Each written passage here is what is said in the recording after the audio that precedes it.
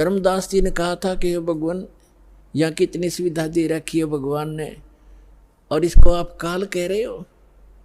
परमात्मा ने कहा, धर्मदास जैसे कसाई बकरे पालता है, उन बकरे और बकरियों के लिए वो कितनी सुविधा करता है, जिसकी अच्छी सेल होती है।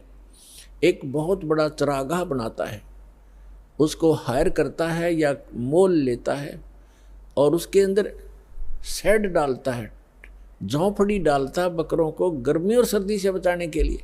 उसमें जगह जगह तालाब बनाता है, छोटी छोटी तलैया सी, उनको पानी से भर कर रखता है, उनके लिए घास फूस वहाँ व्यवस्था कराता है।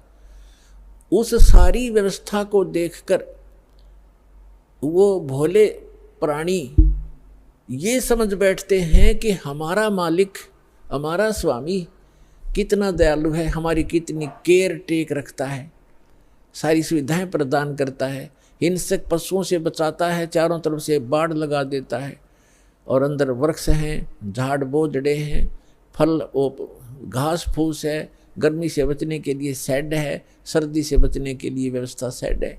तो वो इस सारी व्यवस्था को देखकर वो मान बैठते हैं कि जो हमारा ये स्वामी है बड़ा दयालु है, ये परमात्मा है।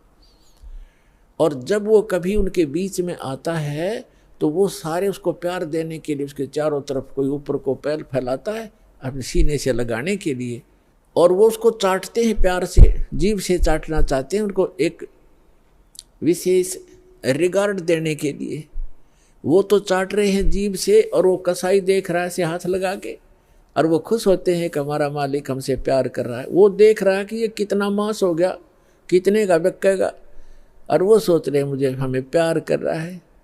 तो पुण्यात्मा परमात्मा कहते हैं कि जिस समय उस कसाई को 5-10 बकरों की आवश्यकता पड़ती है, बकरियों की, तो उस समय वो ये नहीं देखता ये किसकी माँ है, किसका बेटा है। एक परिवार के 3-3 इकट्ठे भी आ सकते हैं, उन्हें तो मोटे मोटे छांट के और वो निकाल लेने जो अच्छे मांस युक्त हो गए, घनी बिक्री होगी।